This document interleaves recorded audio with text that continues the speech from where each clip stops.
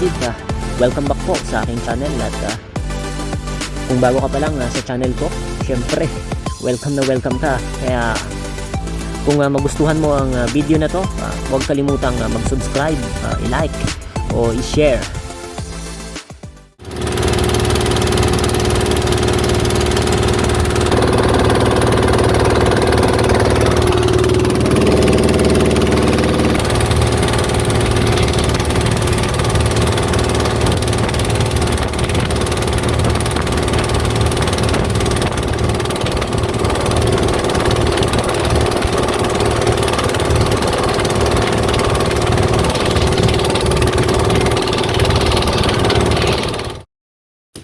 Isang mapagpalang araw po mga kasisid at ngayong araw samahan nyo ako sa aking pag-dive at solo dive naman po tayo ngayon, kaya dito lang tayo sa mababaw na spot dahil delikado ang magsisid mag-isa kapag nasa malalim. At dito nakarating ako sa spot mga alas 3 ng hapon, kaya dive muna tayo pang ulam. Kuha muna tayo ng pang ulam mga kasisid at mamaya dito rin ako matutulog sa ating ginawang bangka. Unang dive mga kasisid, isang unicorn fish agad yung nagpakita. Ito yung paborito ng bayan, kaya hindi natin pinalagpas yan kahit na hindi ganong kalaki, pero pwede ng pang-ihaw. Panain na natin yan at sakto pagkalabit sa pulyan.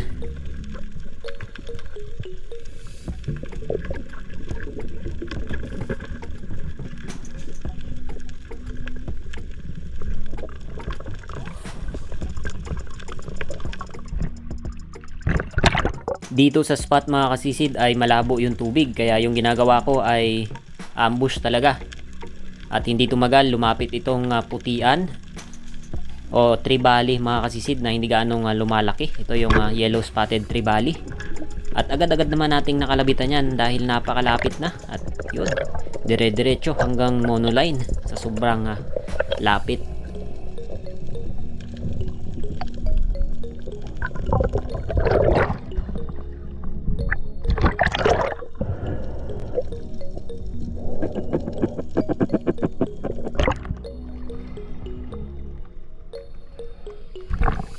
Tuloy-tuloy lang sa pagsisid para makaipon ng isda.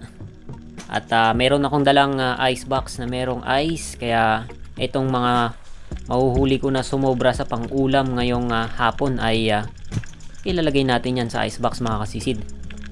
Dito meron sana ako nakitang rabbit fish. Ito yung yellow spotted rabbit fish, pero hindi ko agad kinalabitan yan dahil meron ako nakikita sa aking kaliwa na mas magandang target mga kasisid. Mas mahirap na target itong unicorn fish dahil medyo mailap pa, nahihiya pang lumapit, kaya sinugod ko na. At sakto naman pagkalabit ko mga kasisid sa pulyan.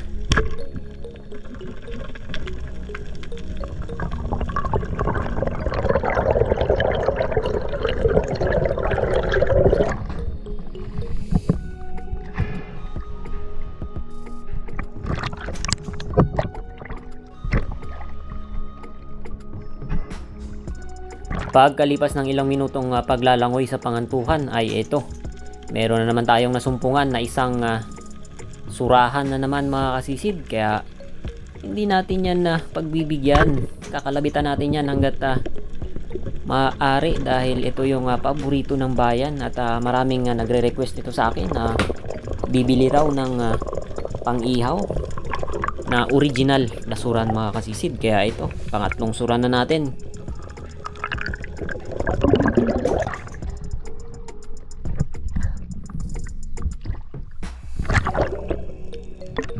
Next dive mga kasisid, isang manunggol yung nasa unahan ko.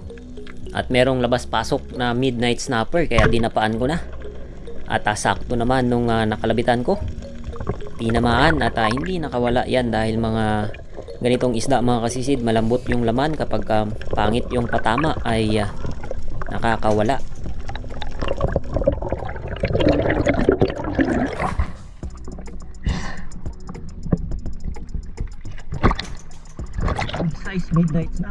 Next dive mga kasisid, same spot kung saan ko napana yung midnight snapper, pero mas malapit na ako sa may malaking bato. Dito dinapaan ko at nagantay kung anong isda yung lalapit. At sakto naman itong Oriental Sweet Lips dahan-dahang lumabas sa butas at dahan-dahang lumapit sa akin mga kasisid. Kaya nakalabitan natin yan ng isang napakagandang pagkakatama na spine shot. Kaya nakadagdag tayo ng isda na mas malaki. Ito yung pinakamalaking isda na nahuli natin so far mga kasisid. Kaya ayos.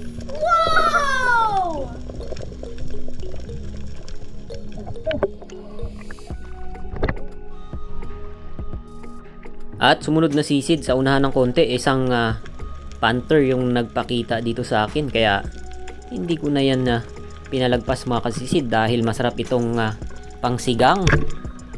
At sakto naman nung pagkalabit ko, tinamaan. At isinabit pa yung bala ay yung tali. Pero meron pa tayong hangin dito mga kasisid. Kaya tinanggal na natin kaagad para hindi na natin babalikan.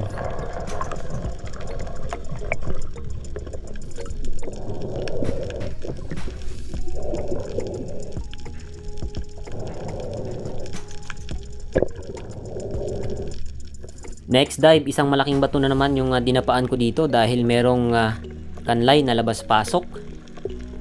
At sakto naman nung nakarating ako sa pinakababa ay agad-agad lumapit itong Maori Sea Perch. Kaya na stone shot natin yan mga kasisid. Napakagandang pagkakatama. Pero hindi ganong kalaki. Pero saktong-sakto na pang ulam. Lampas na rin 1 kilo.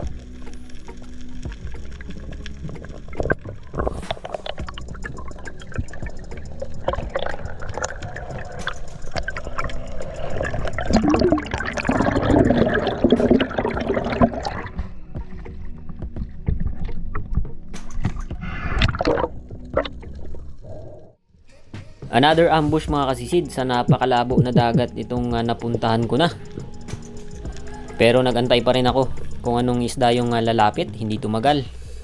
Merong queen fish na dumaan o isang lapis, malaki sana itong nauuna. Pero hindi naka-ready yung ating pana.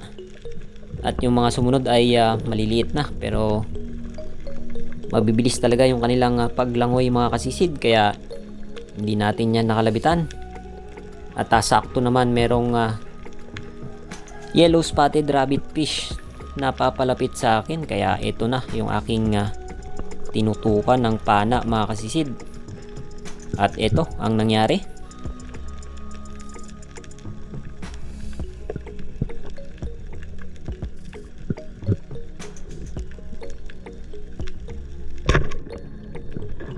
Ang nangyari mga kasisid ay nakatipid tayo ng kasa dahil isang kalabit, 2 ang tinamaan. Ayos na ayos. Wow!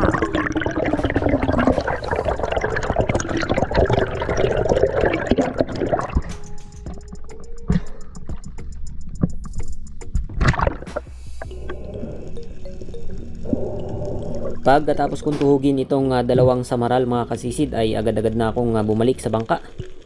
Dahil palubog na yung araw, kailangan nang mag-asikaso ng pagkain. Pero yung aking pana ay hindi pa nakaigkas o nakakasapa. Kaya dito, isang paboritong isda ang aking kinalabitan. Isang goatfish mga kasisid. Isa ito sa aking paborito pang sabaw. Buti na lang ay tinamaan pa rin.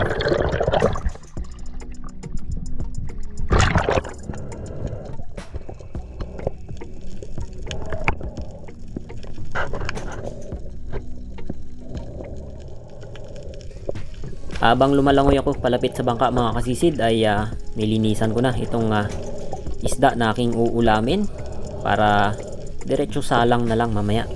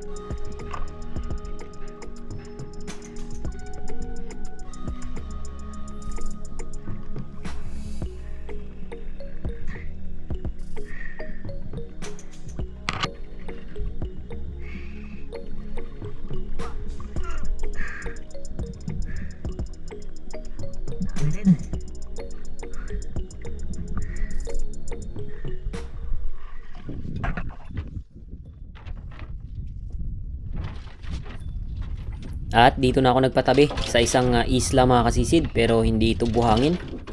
Ito ay mga durog na corals. Mamaya makikita nyo kung anong itsura kapag nakababa tayo. Dito ay ibinababa ko muna yung gatong na aking gagamitin sa pagluluto. Ito yung kinuha ko kanina sa daanan ng bangka doon sa ilog.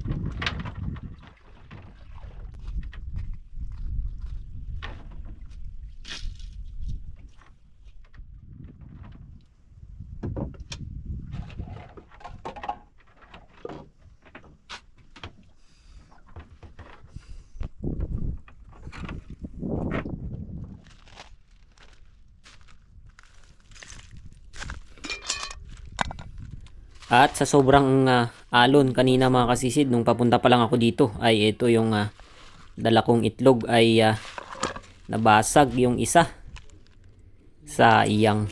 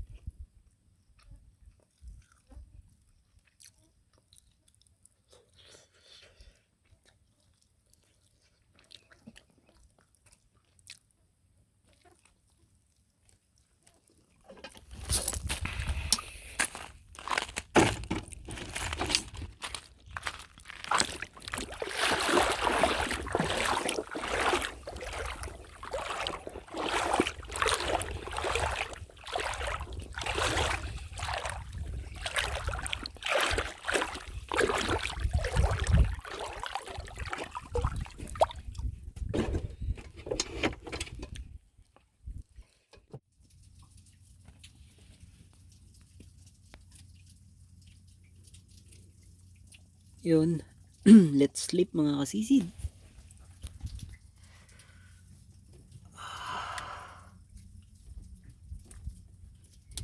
See you tomorrow. Charge ko lang tong camera.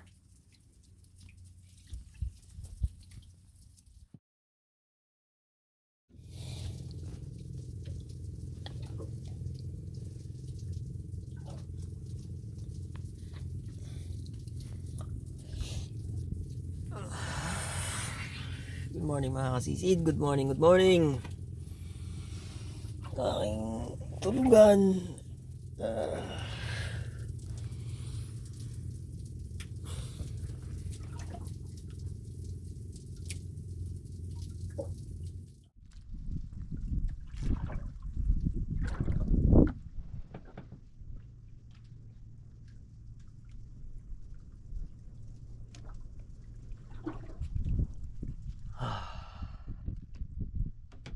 Let's go, come.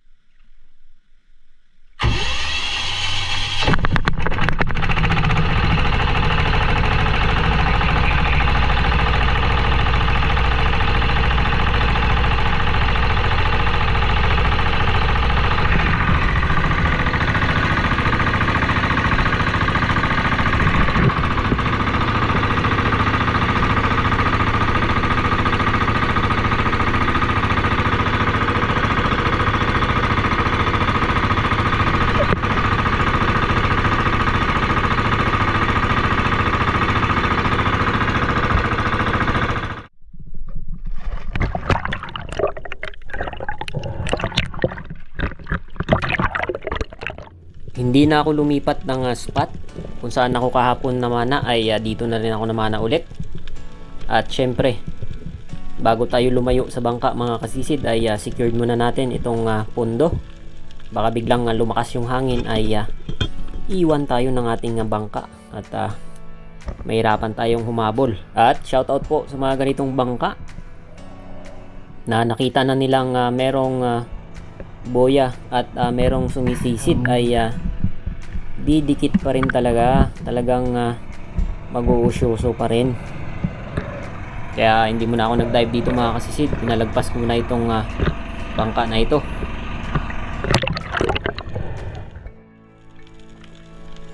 Pagdating ko sa pangantuhan mga kasisid ay ito yung visibility, medyo malinaw-linaw ng konti kaysa sa kahapon. At pagtyagaan na natin to.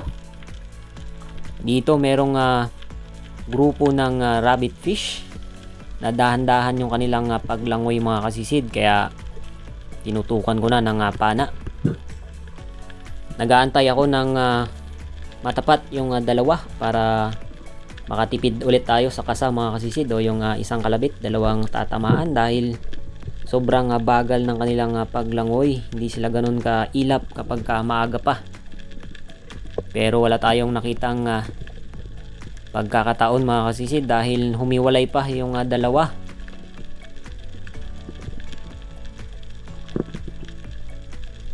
At medyo nagpanik na sila, kaya itong isa ay sinigurado ko na.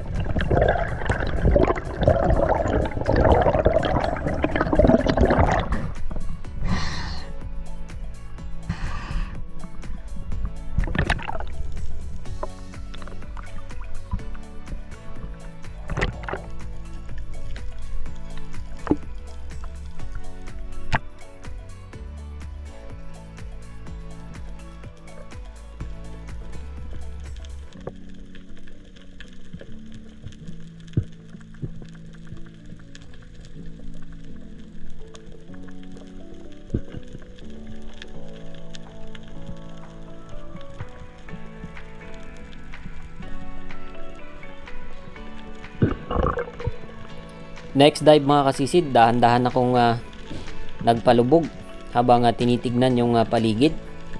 Dito maraming bait fish na nasa ilalim, Pero walang agos nung oras na ito, kaya walang pelagic na nagpakita dito. Nagtiyaga muna tayo sa isang yellow stripe snapper, yellow stripe sweet lips mga kasisid.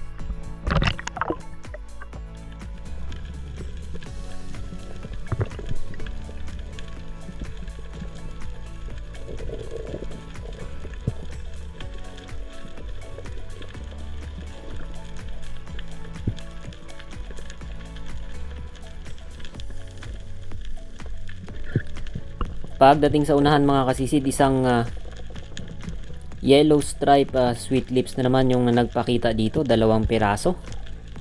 At yung malaki yung nakalabitan natin at sakto naman na spine shot mga kasisid, kaya hindi na nakagalaw. At itong isa ay palakihin muna natin para pagbalik natin ay meron tayo ulit mahuhuli na ganitong klase ng isda.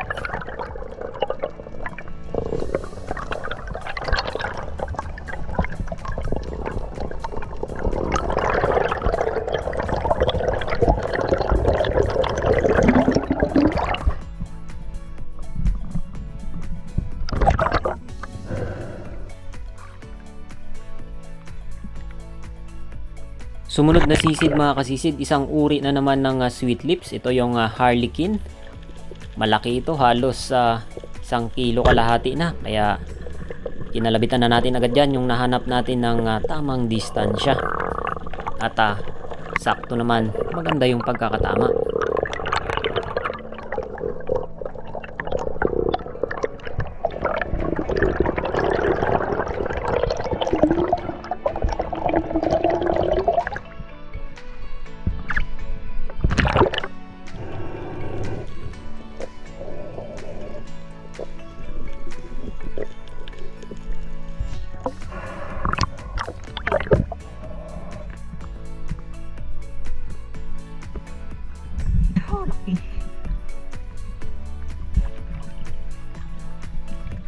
Abante lang ng konti, isang grupo ng solid na dalagang bukid mga kasisid yung nandito.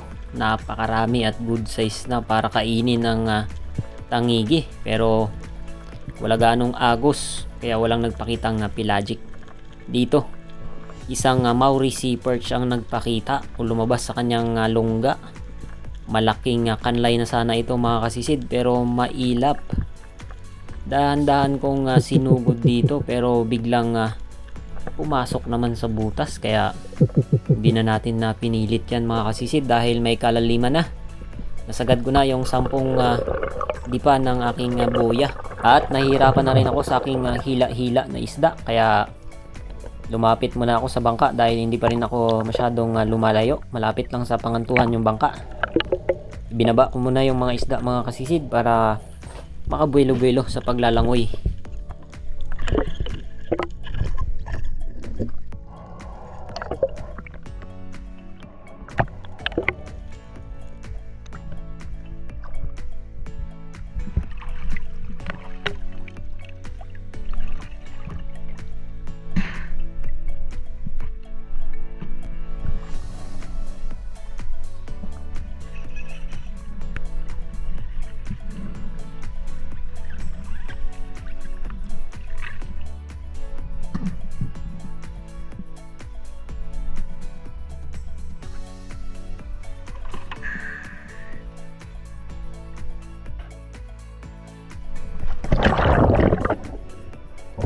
Pagbalik ko sa ibaba mga kasisid, isang grupo ng tangigi yung nagpakita dito o king mackerel, pero good size lang pang kilaw, kaya itong isa naligaw mga kasisid at nadikitan ko.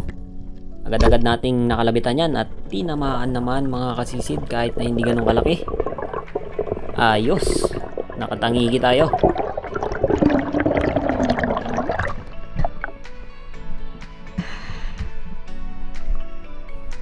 Ang kilaw.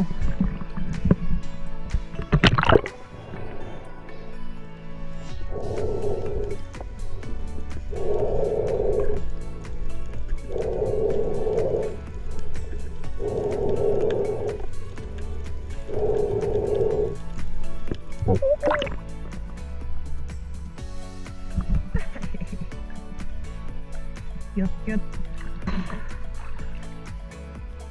Pagkatapos kong tuhugin yung tangigi mga kasisid ay dumapa ulit ako sa ilalim.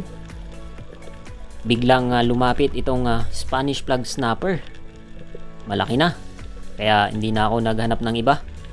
Agad-agad ko nang kinalabitan yan nung nahanap ko yung magandang timing para kalabitan mga kasisid. At ito, hindi nakawala.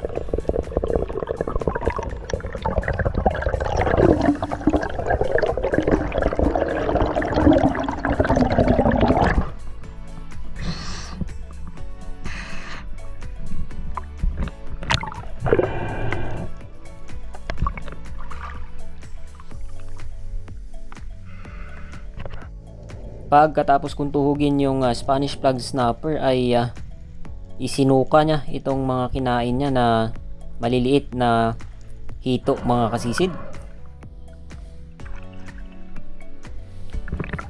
Another dive, isang malaguno yung nakita ko dito kahit na medyo malabo yung tubig ay tinagaan kong dapaan itong green jobfish dahil malaki na at buti na lang lumapit din ito sa akin mga kasisid at nakalabitan natin yan.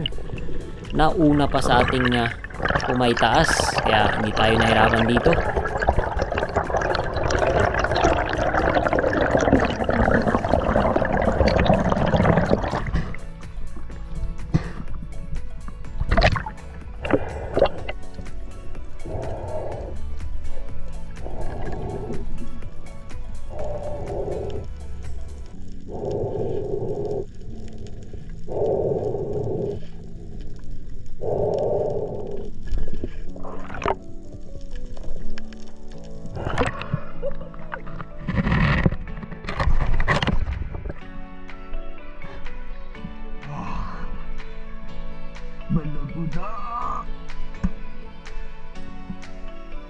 Pagkatapos kong tuhugin itong malaguno ay marami pa akong dive na ginawa pero wala na akong naidagdag mga kasisid dahil lumabo na yung spot. Kaya sumakay na ako sa bangka at bumiyahe na pa uwi dahil inahabol ko rin yung high tide at hindi maabutan ng low tide mga kasisid dahil papasok sa ilog ay mahirap kapag mababaw na.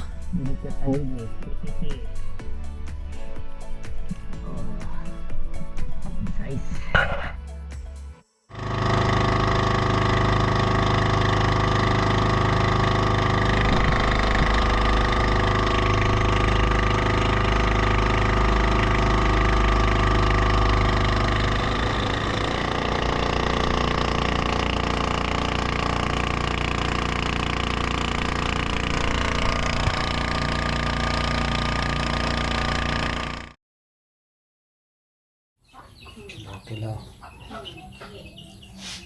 Ayan, parang mga yung buto.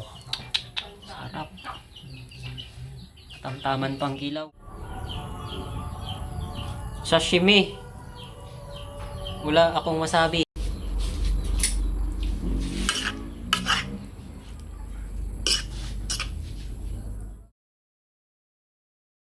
Yun, kumakain na kami. Muntik na kalimutan. Sinigang na tangiging buto at panther.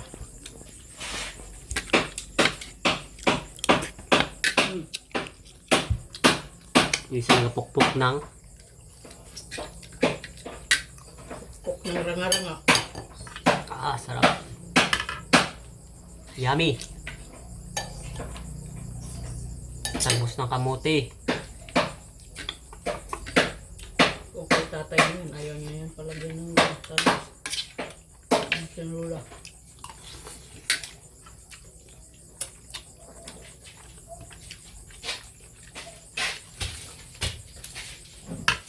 Lambot.